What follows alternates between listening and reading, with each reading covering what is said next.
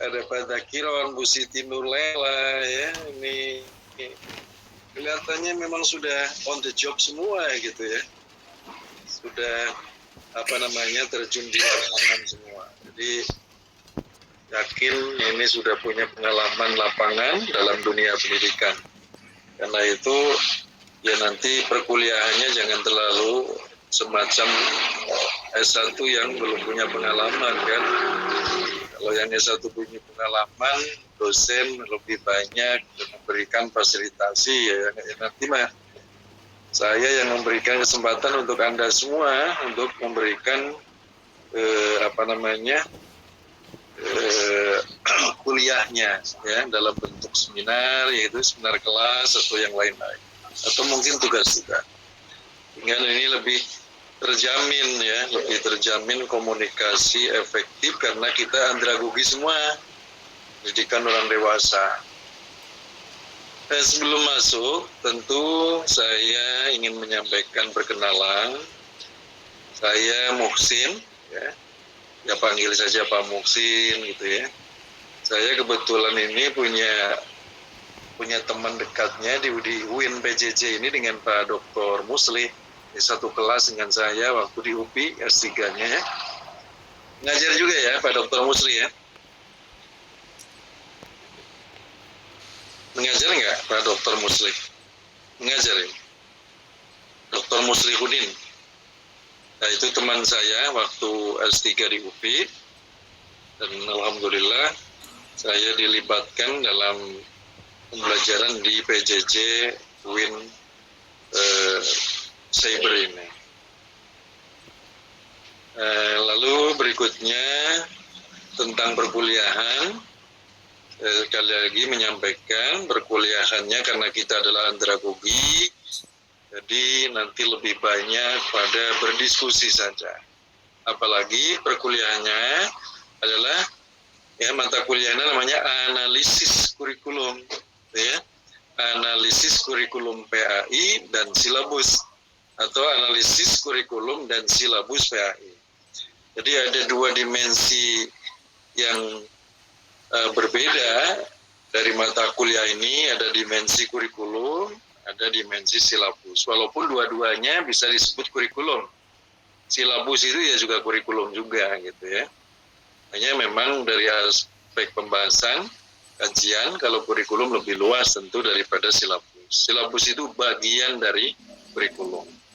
Nah, namanya juga analisis, berarti kita akan menyuguhkan barang-barang ya tentang kurikulum, mungkin dokumen kurikulum, kebijakan kurikulum yang kemudian perlu dianalisis oleh Anda semuanya dalam berbagai perspektifnya tentu. Ya misalnya saya menyampaikan kurikulum merdeka, lalu Anda mempunyai tugas untuk melakukan analisis. Analisisnya dari berbagai perspektif, misalnya dari perspektif landasan gitu ya, landasan kurikulum. Landasan kurikulum adalah landasan filosofis, sosiologis, psikologis, ilmu pengetahuan, dan seterusnya kan. Nah, kurikulum merdeka itu dari perspektif landasan kira-kira bagaimana, itu sudah oke atau masih perlu ada evaluasi. Nah, itu silakan Anda menyampaikan analisisnya dengan baik. Tidak perlu takut, nggak ada istilah yang ditakutkan ya. Apapun yang disampaikan itu dihargai, itu bagian dari cara berpikir Anda dan sumbangsi pemikiran Anda. Dan masuk kebebasan berpendapat. Ya, di kampus ini dijamin kebebasan berpendapat. Tidak ada istilah salah benar ya. Kalau soal salah dan benar nanti kita akan dimusyawarahkan di akhir. Kira-kira apa yang Anda sampaikan perlu ada penguatan atau perlu ada kritisi dan lain-lain itu ya. Itu di akhir. Dan jelas silakan Anda sampaikan saja apapun yang menjadi pikiran Anda terkait dengan kurikulum dan silabus. Gitu. Pergeseran dari kurikulum 2013 kurikulum merdeka, menurut Anda apakah itu ada sesuatu yang perlu dikomentari, perlu dianalisis gitu ya, silakan. Yang analisis itu didasarkan pada satu argumentasi ilmiah gitu ya. Anda berangkat dari teori-teori kurikulum gitu. Oke, itu tentang perkuliahan. Saya coba sharing aja tentang RPS-nya ya.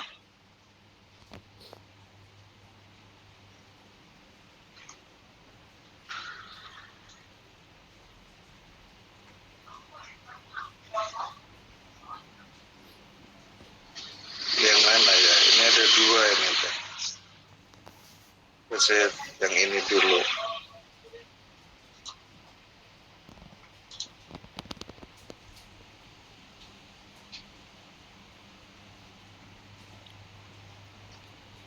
Oh, ini bukan ya. Ini S2 ya. Bapak mengajar kurikulum di S2 sama ini bukan berarti.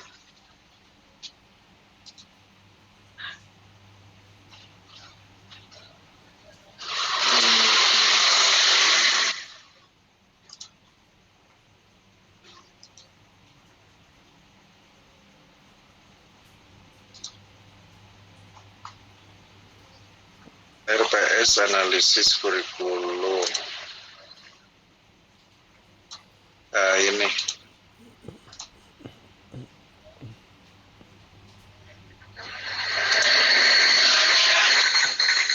Jelas nggak? Bisa dilihat ya? Jelas, Pak. Oke. Iya, Pak.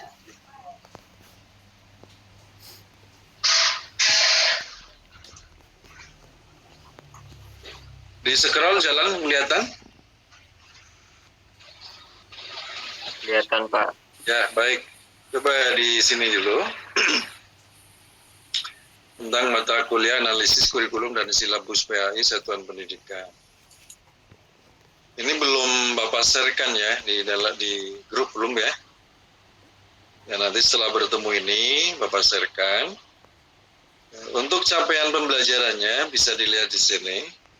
Karena materi kita adalah kurikulum, analisis kurikulum. Coba saya minta jawaban dari Anda. Kalau analisis itu kalau dalam taksonomi Bloom masuk ke C berapa? Domain kognitif itunya C-nya C berapa? Halo?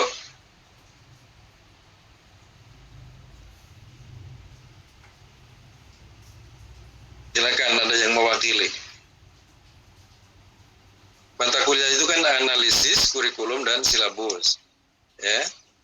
Analisis itu dalam taksonomi Bloom itu masuk dalam domain kognitif gitu ya. Kognitif berapa atau C berapa? C4.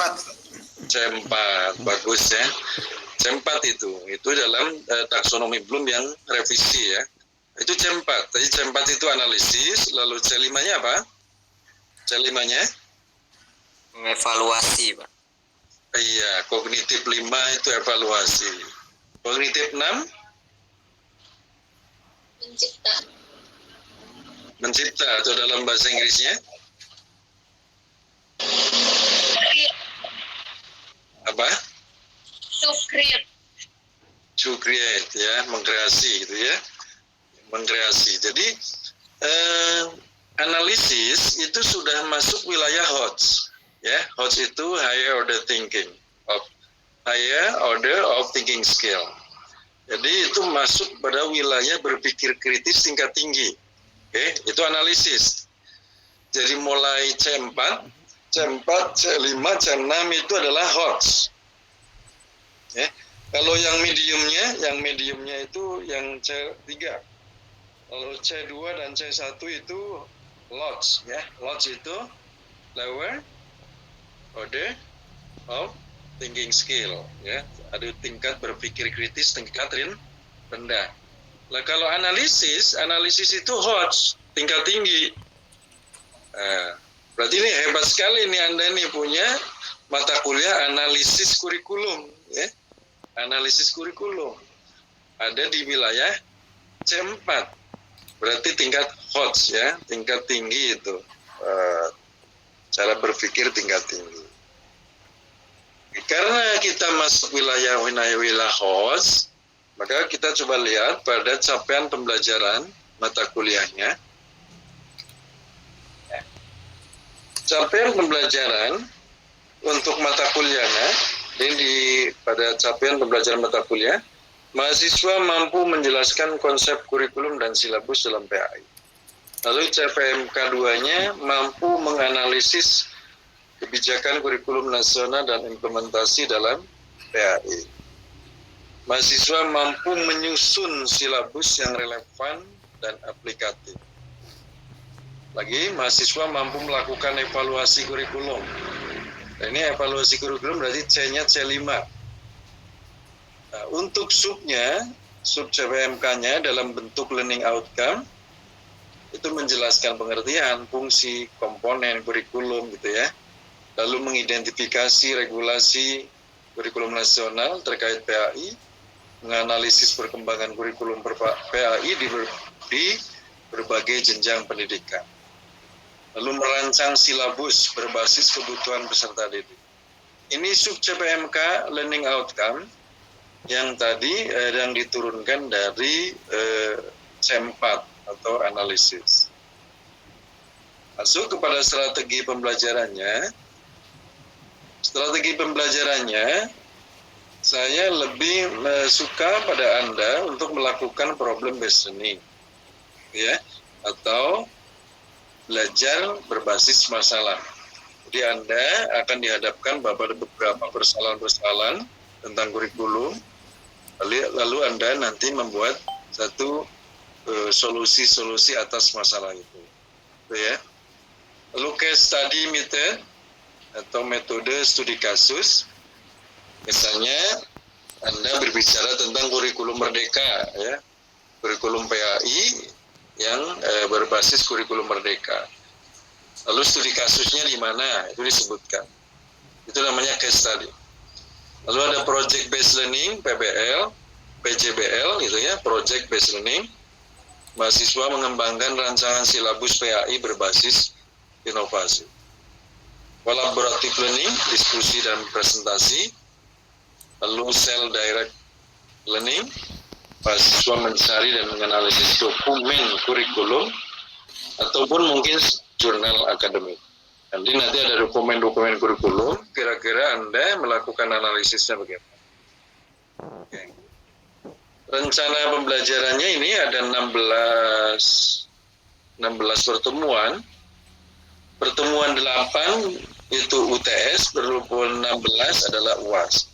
Jadi total materi itu adalah 14. Ya, sesuai dengan amanat dari Prodi, ya, bahwa pertemuan 1, 2, dan 3 itu sebetulnya asinkronus. Ya, asinkronus. Lalu pertemuan keempatnya itu sinkronus. Nah, tapi ternyata sekarang justru sinkronus. Kenapa? Karena ini masalah keadaan. Kalau pakai asinkronus repot nih. Jadi sesungguhnya pertemuan 1, 2, 3 itu asinkronus. Baru pertemuan keempatnya sinkronus. Tapi sekarang kita lakukan sinkronus. Untuk besok atau mungkin bulan April, berarti kita geser saja. Ya, yang penting standarnya begini, menurut Prodi bahwa sinkronus itu hanya 4 kali, ya, sinkronusnya itu hanya 4 kali. Berarti kayak ini online kita bersama-sama hanya 4 kali.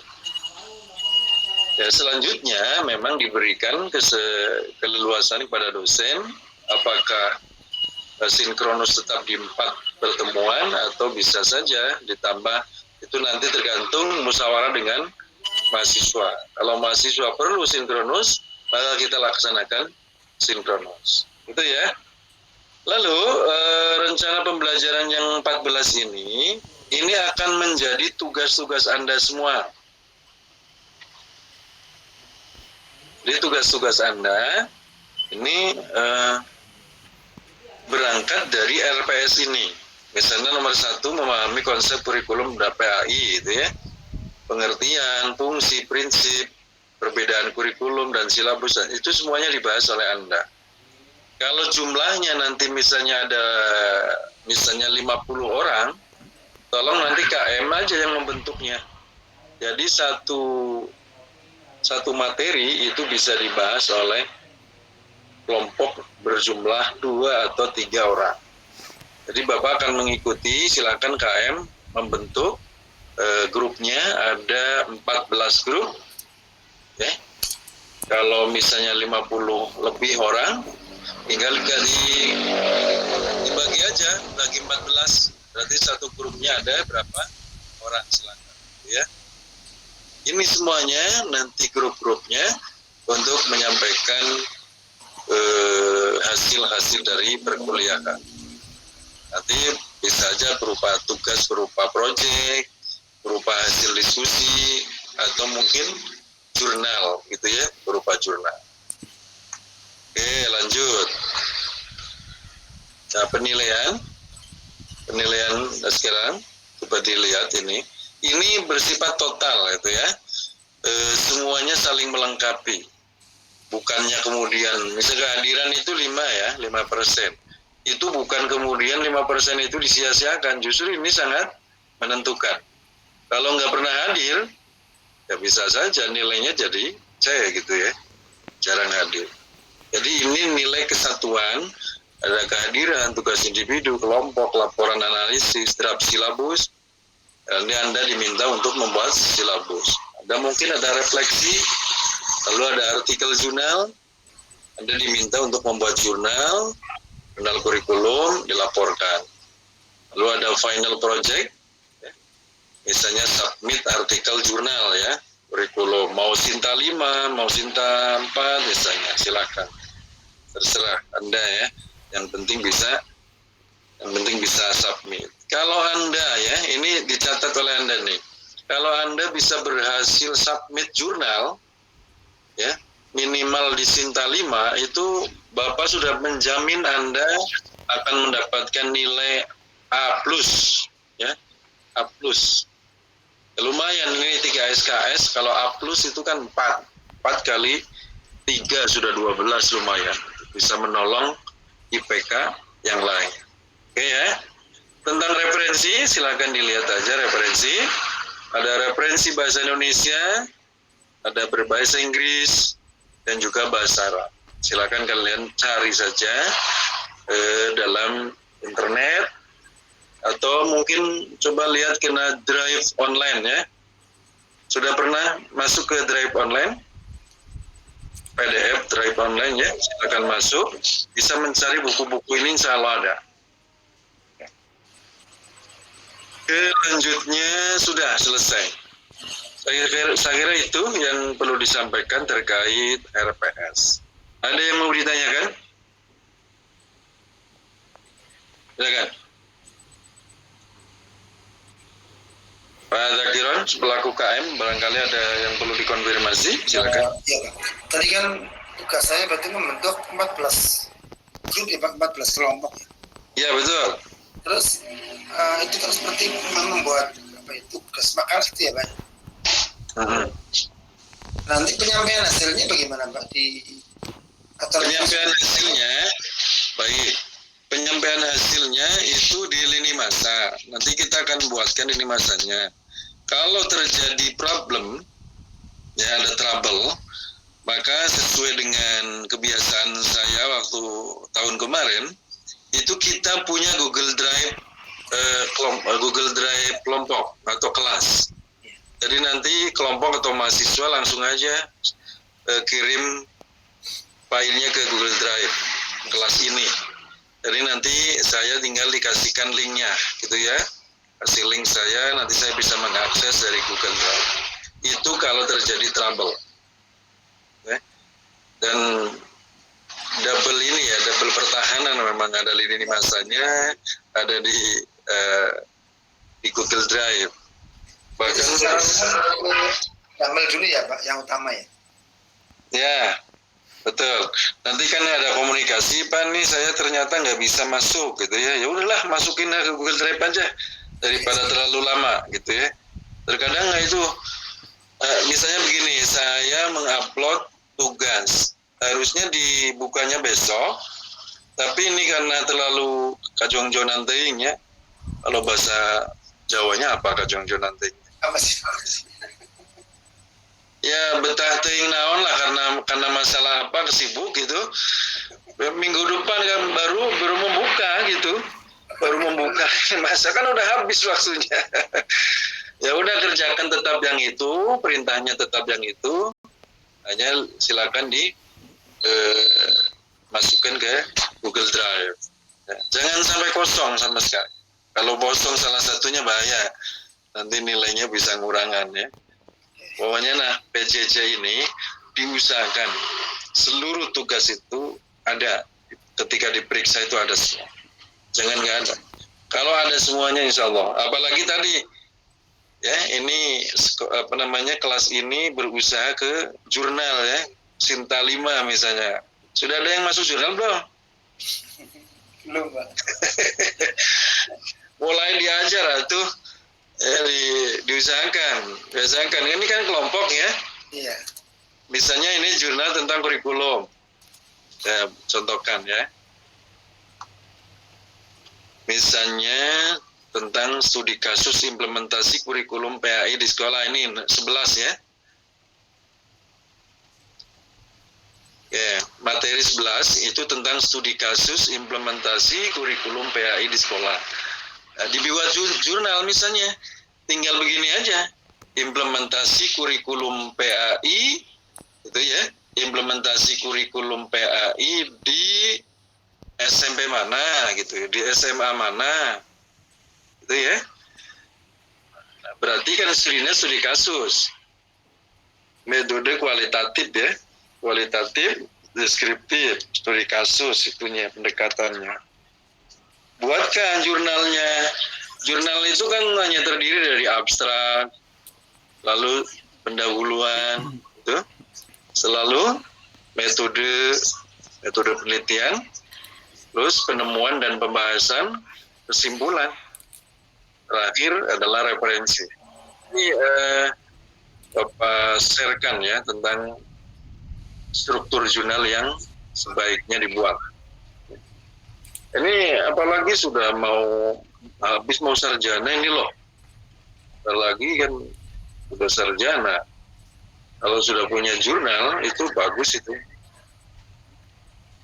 Begitu Bu Ulfa ya.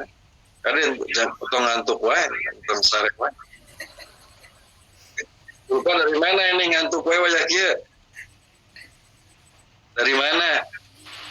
Dari Tulungagung, Pak. Waduh, Tulungagung. Aduh, jauh ya. Yang dari Jawa Barat siapa aja nih? Bu Siti Nurlela dari Cimahi. Ya, terus siapa lagi? Banyak, Pak. Siapa? Banyak ini. Yang dekat kampus juga ada di belakang kampus ini. Oh, ada. Siapa? Coba ngacung. Ayo. Udah keluar, tambahkan mukanya. Bu Deti dari mana, Bu Deti? Oh, nggak kedengaran ya. Aduh. Ya, Pak Dede dari mana Pak Dede? Dari Lampung, Pak. Ya Allah, jauh. Ibu Tilawati. Riau, Pak. Rio, subhanallah, jauh ya. Sri Hani dari mana Bu Sri Hani?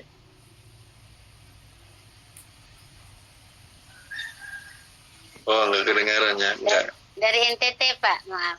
NTT, ya Allah, Iya, jauh Pak. banget. Bu Lilik Zunayati, dari mana Bu Lilik?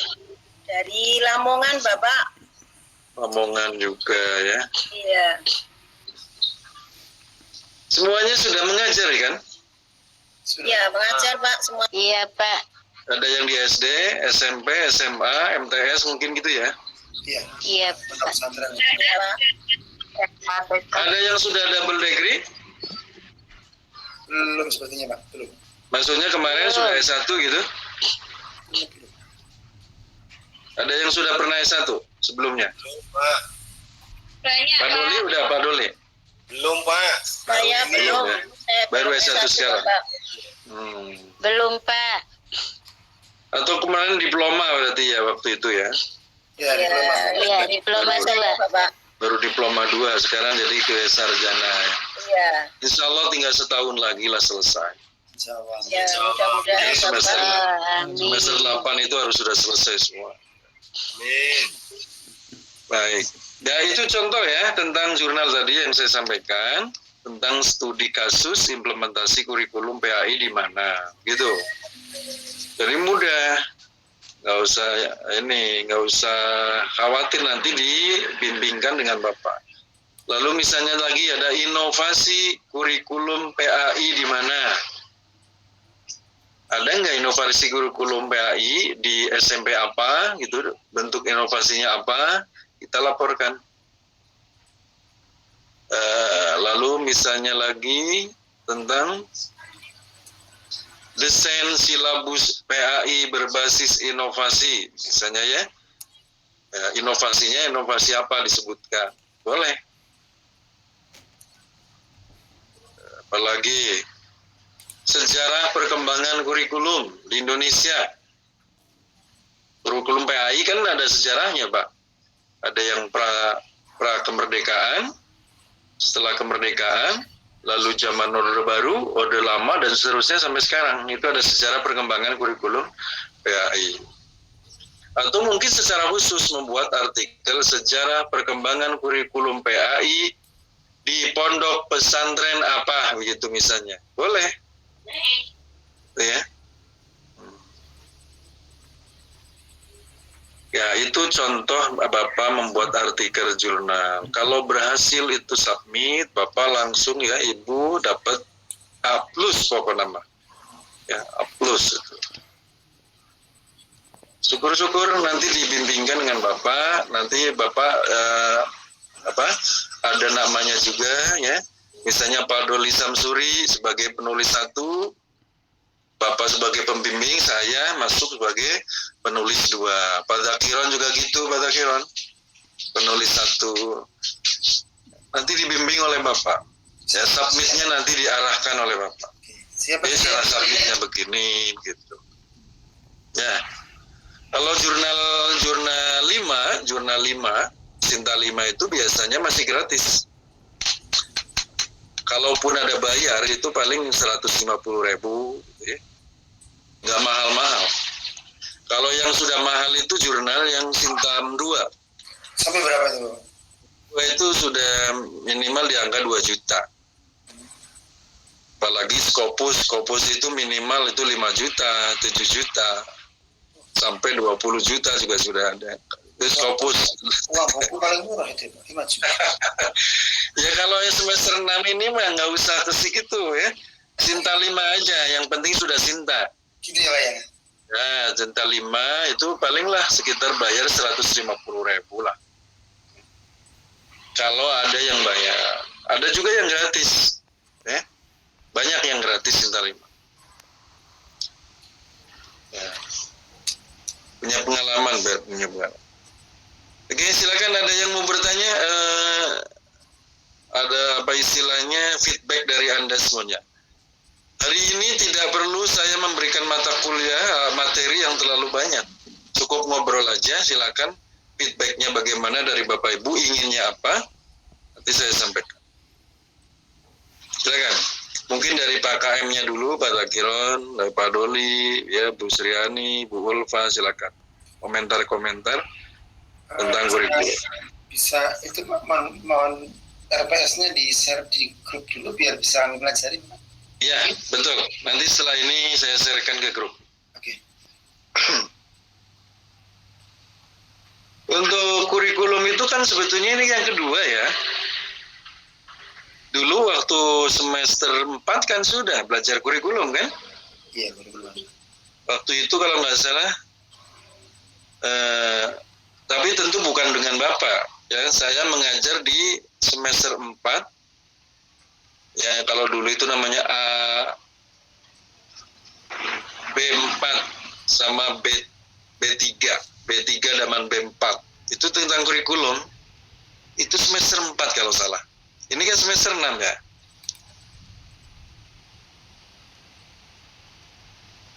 Dulu waktu semester 4 sudah belajar kurikulum belum?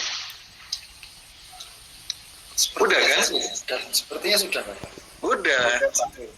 Jadi yang ini, kalau yang ini lebih kepada analisis, kalau yang dulu lebih pada teori. Gitu. Yang mata kuliah yang dulu waktu semester 4 itu adalah teori kebanyakan. Teori tentang kurikulum. Nah, yang ini itu lebih pada analisis lapangan, misalnya analisis dokumen, ada dokumen kurikulum Merdeka, ya silakan oleh Anda dilakukan analisis. Ya, analisis itu diurai, dilihat kelebihan dan kekurangan. Gimana? Dulu pengembangan kurikulum. Betul, namanya dulu pengembangan kurikulum. 3 SKS dulu ya. 3 SKS. Nah, kalau yang sekarang analisisnya gitu. Ya, saya kira kalau dulu sudah ada mata kuliah pengembangan kurikulum, teorinya sudah dikuasai oleh bapak-bapak, ibu-ibu ini, ya kan? Ketika sudah masuk ke mata kuliah analisis kurikulum, saya kira tidak banyak kesulitan. Kan analisis itu kan berangkat dari teori dulu. Misalnya begini, ya, kurikulum Merdeka, ya, dokumennya sudah dipegang oleh bapak-bapak, ibu-ibu kan. Lalu Anda akan melakukan analisis dalam perspektif landasan kurikulum. Ya, satu-satu itu analisis filsafatnya dulu. Kira-kira kurikulum Merdeka ini sudah sesuai enggak dengan filsafat kurikulum, dengan filsafat pendidikan, dengan filsafat pendidikan Islam. Begitu. Pokoknya menyangkut mesti filsafat. Kalau ada misalnya ada kekurangan, disitulah pentingnya Anda masuk, ya, dalam bidang ini, dalam kurikulum Merdeka itu kurang memenuhi atau kurang matching dengan perspektif filsafat pendidikan Islam atau filsafat pendidikan secara umum atau filsafat kurikulumnya itu sendiri. Begitu. Masuk lagi ke wilayah landasan psikologis. Kira-kira kurikulum Merdeka itu misalnya ya, tingkat SD, PAI di tingkat SD itu sudah terlalu tinggi, sudah sesuai dengan tugas-tugas perkembangan anak atau enggak? Misalnya ya, barangkali saja ada pertemuan anak SMP, anak SD sudah ada materi tentang perkawinan misalnya, PAI tentang munakahat. Menurut Anda sudah cocok belum? Menurut Anda cocok nggak? Belum. Misalnya di SMP kelas 3 ya, kelas 2, kelas 3 ada materi kurikulum itu tentang munakahah, pernikahan. Nah, menurut Anda itu materi munakahat di kelas 2 atau kelas 3 SMP itu sudah cocok belum? Belum cocok atau tidak tepat gitu kan ya? Alasannya apa? Karena atau anak didiknya belum mencapai itu, Pak. Iya, Belum mencapai? belum seharusnya belajar hal tersebut gitu. Masih di bawah umur. Iya, masih di bawah umur ya. Pak dosen. Iya. Terlalu dini. Oke. Ya, itu sebetulnya pikiran-pikiran Anda ini sudah benar. Hanya Anda itu harus mencantolkannya kepada analisis apa gitu loh. Tentu analisis psikologis kan? Analisis psikologi. Ya. Jadi kalau ada PAI munakahat diterapkan di SMP kelas 3, kelas 2, berarti ini kurikulum tidak memenuhi unsur landasan psikologis. Begitu. Kenapa? Karena menempatkan materi yang tidak pada tempatnya. bahwa anak SMP kelas 2, kelas 3 itu tugas-tugas perkembangannya bukan pada soal nikah. Kan begitu. Ya. Tugas-tugas perkembangan pada persoalan munakaha itu ada di SMA kelas 3. Karena dia persiapan masuk ke dewasa awal. Kan begitu. Jadi kelas 3 mulai diperkenalkan tentang konsep munakahat di SMA. Gitu. Kalau di SMP nggak boleh. Kalau misalnya terjadi, Bapak bisa mengatakan bahwa kurikulum ini tidak sesuai dengan landasan psikologis. Nah, itulah yang disebut dengan analisis, Pak. Ya. Silakan lalu Bapak mengutip pendapat psikologi perkembangannya bagaimana sebagai visuanalisis. Begitu. Udah kan? Kayak misal gini Pak, misalkan anak SD sudah, misalnya SD kelas 3 itu sudah belajar ngitung sampai triliunan, itu sesuai apa enggak gitu? Nah itu misalnya, ya misalnya di kelas SD, ya matematikanya sudah terlalu tinggi, gitu. Matematikanya sudah tingkat kesulitannya tinggi, maka Anda bisa mengomentari kurikulum yang demikian dari sisi landasan psikologis. Ya namanya juga anak baru kelas 1, kelas 2, kelas 3, kenapa sudah misalnya matematikanya apa? Sudah tentang apa? Yang sulit biasanya matematika apa? Aljabar atau yang lainnya? Ya, untuk menghitung aja mereka kayaknya masih kesulitan kok, tapi ya, sudah belajar setinggi itu.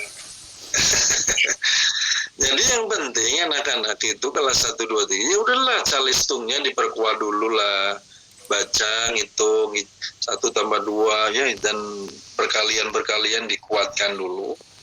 Jangan sampai masuk ke apa itu tingkat yang lebih rumit, nanti malah membingungkan anak-anak. Jadi di situ analisis kurikulum itu begitu. Sekarang banyak memang kurikulum masih perlu direvisi, gitu ya, dilihat dari aspek psikologis. Terutama kurikulum yang MIPA itu, matematika, IPA itu ya, terlalu tinggi. Sehingga nanti menyebabkan anak jadi mengalami kebosanan sebelum waktunya. Tamat SD bosan belajar matematika, males gitu. Karena tadinya belum waktunya sudah ditempa dengan kesulitan yang tinggi gitu. Itu nggak bagus. Apalagi kalau kita lihat dari sisi kecerdasan, orang itu kan macam-macam. Ya. Ada IQ-nya yang 120, ada yang 90, ada yang 100. Ini baru kelas 2, kelas 3 sudah matematika. Apalagi TK misalnya, TK sudah ngajar macam-macam gitu ya. Saya pernah mendengar itu Pawapres ya. Nanti ke depan TK itu akan ada kurikulum matematik ini. Saya tertawa juga dalam hati, ini gimana Pawapres? Masa TK sudah harus ada kurikulum matematika? Ini sudah nggak benar, nggak boleh. Di TK nggak boleh ada kurikulum matematika. Kalau mengenalkan saja boleh, tapi nggak boleh langsung ke matematikanya. Cukup memperkenalkan hitungan 1, 2 gitu kan. Huruf angka 1, angka 2 itu begini begitu. Oke, itu kira-kira ya cara menganalisis.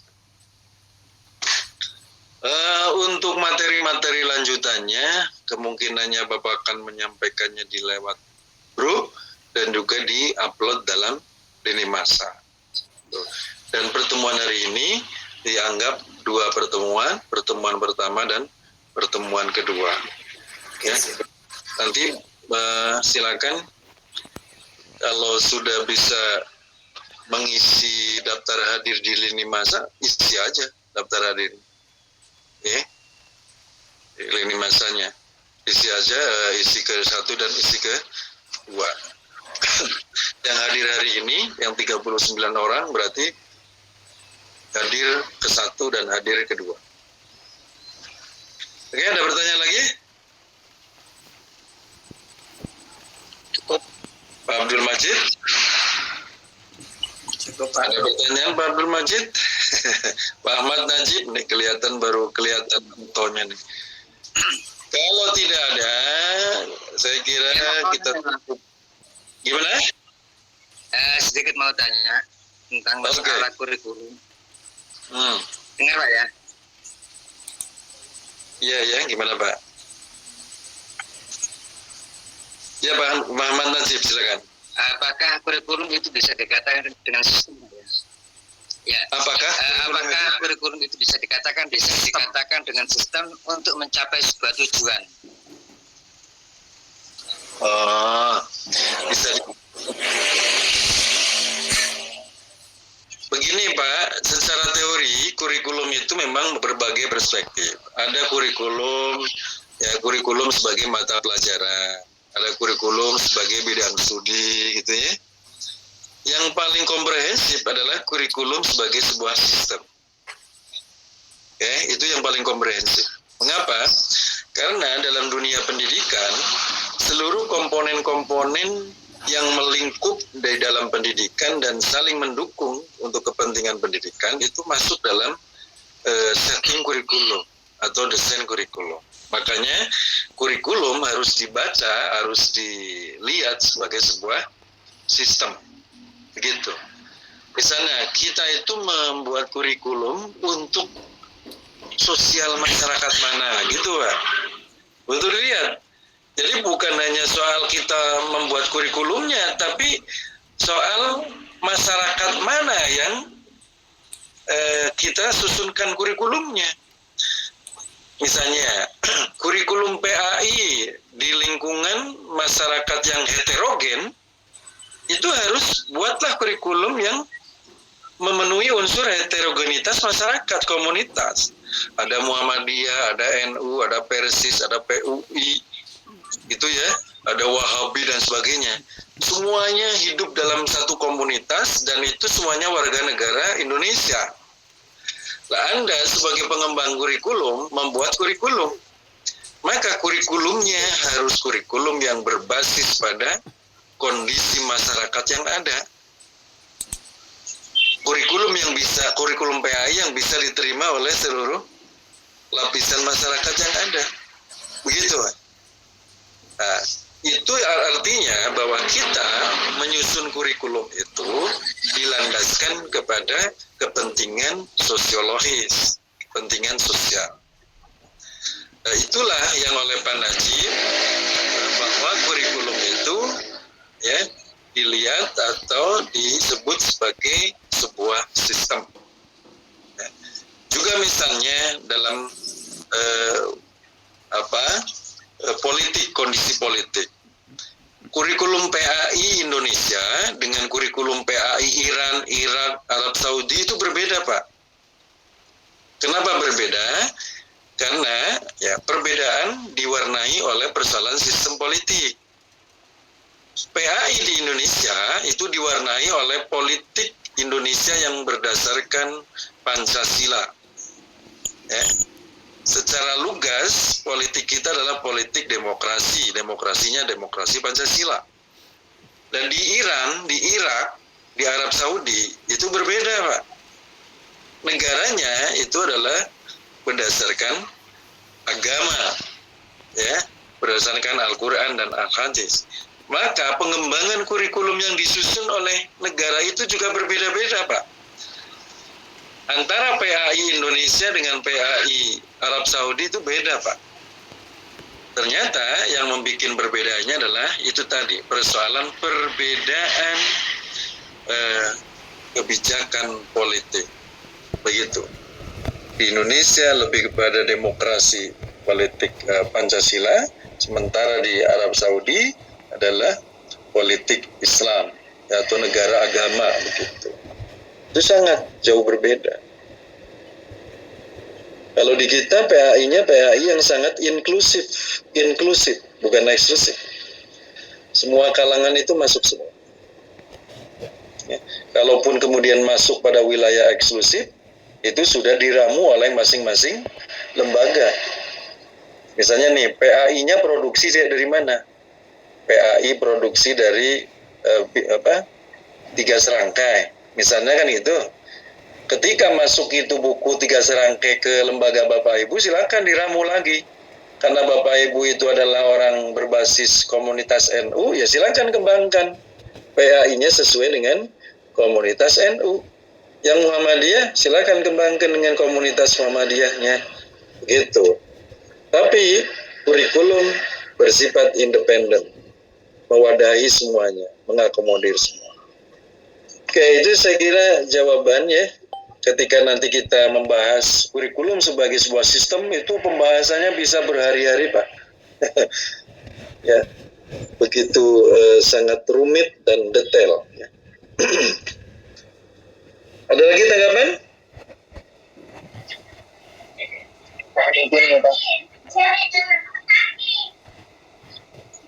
Saya Komarudin terkait dengan Oh iya, Pak Komar, silakan Pak Komar. Ada tanggapan gimana? ya terbaru ini kami dengar ada informasi tentang survei kurikulum berbasis cinta dari Kemenak, kan Pak? Kurikulum berbasis cinta kalau tidak salah. Dari berbasis cinta. Iya. Mungkin apa ya? Sementara kan kurikulum Merdeka sudah beberapa tahun yang lalu. Untuk implementasinya pun sebenarnya belum tuntas ya di madrasah. Apa dasar kajian atau perubahan itu atau penyegaran itu dasarnya apa begitu Pak? Mungkin dari Bapak atau dari ada informasi seperti apa sehingga harus membutuhkan kurikulum baru yang tiba-tiba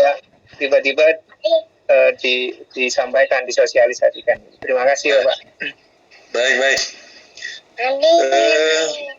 Tolong mahasiswa semester 6 yang diasuh kurikulumnya oleh saya tidak perlu resah, tidak perlu gergeran ya dengan adanya istilah-istilah baru yang disosialisasikan oleh kementerian. Oke, saya menjawab dari apa yang disampaikan oleh Pak Komar. Kalau ada kurikulum berbasis cinta, itu sebetulnya itu kurikulum rahmatan lil alamin kene Pak. Itu ya.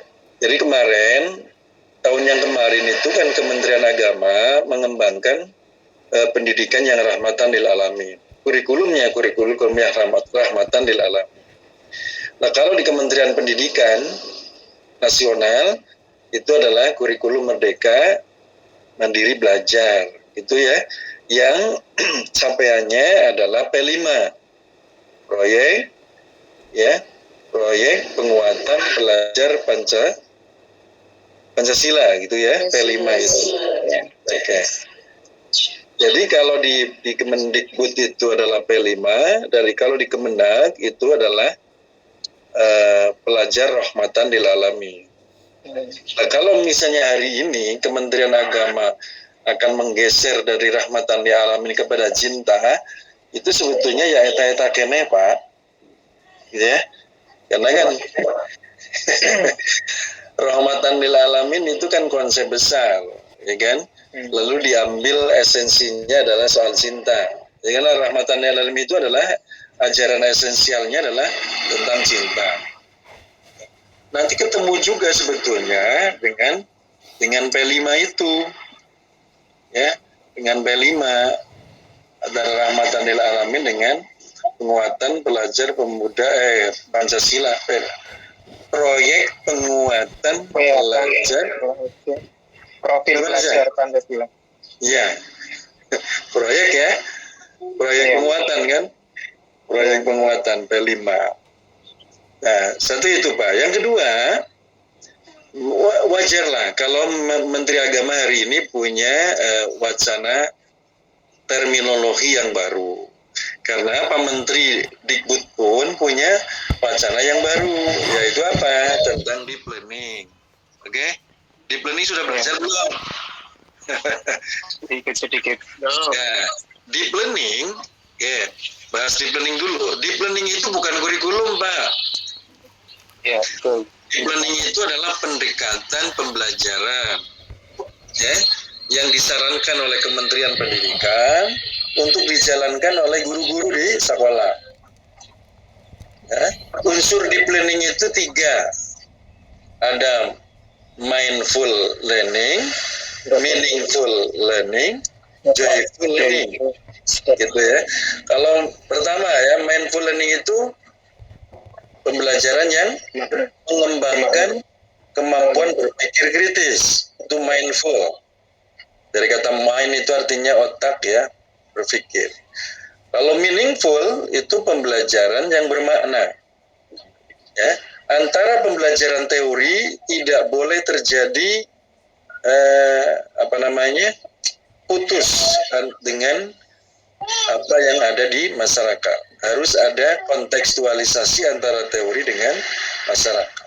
Itu namanya meaningful, bermakna. Lalu joyful adalah pembelajaran yang senang, menyenangkan, termasuk yang tadi konsep tentang pembelajaran berbasis cinta.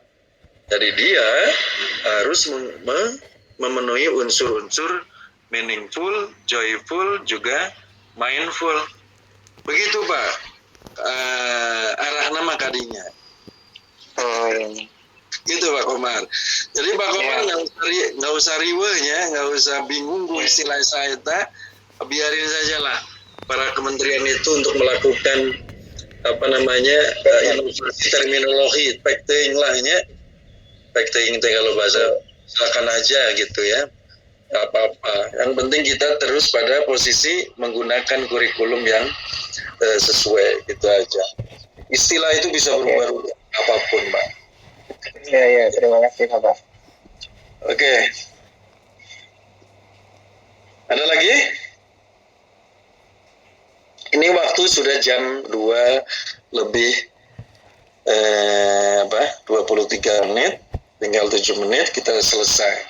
Kalau tidak ada tanggapan lagi, mungkin Bapak mencukupkan saja pertemuan kali ini, karena jam 2:30 Bapak juga mau ngisi kuliah di S2 ini, S2 PAI.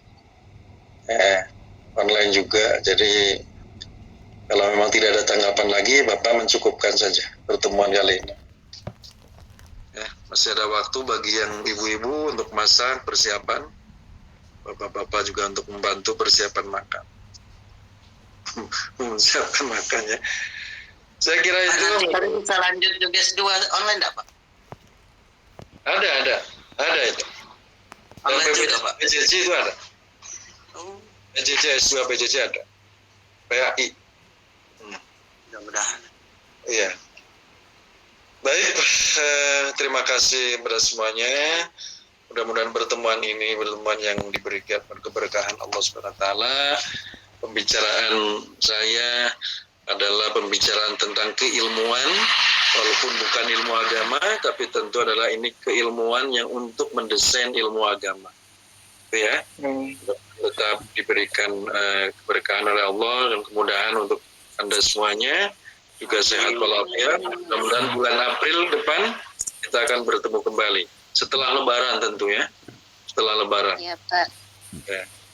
Sehat-sehat semuanya. Dari saya mohon maaf. Wassalamualaikum warahmatullahi wabarakatuh. Waalaikumsalam warahmatullahi wabarakatuh.